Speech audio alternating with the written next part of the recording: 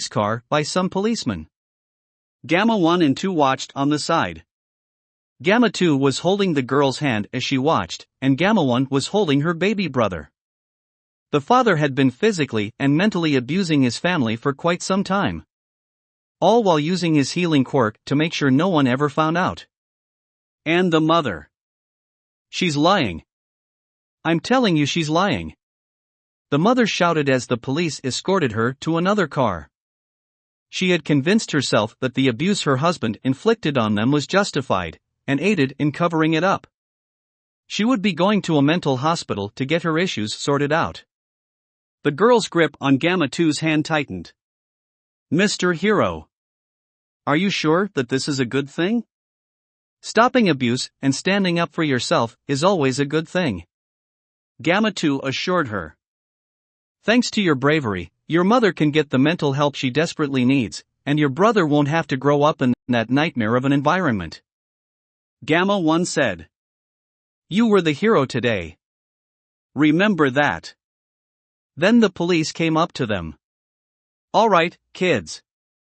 You're gonna be staying with your grandparents from now on. Let's go. The Gammas handed off the kids to the police. As the girl got into the car, she looked at the Gammas, who waved goodbye as the girl was driven away. Ugh. Gamma 2 sighed. Good catch 1. I would have missed that if it wasn't for you. And I'm not sure I would have gotten her to talk. Gamma 1 admitted. Keep that spirit too. Although I'd appreciate it if you used your head more. And I don't mean for headbutts. Gamma 2 opened his mouth to fire back when they got a transmission. 1. 2. There's something terrible happening in the countryside, over at Cash Town. Dr. Zeno told them. The creature rejection clan has attacked,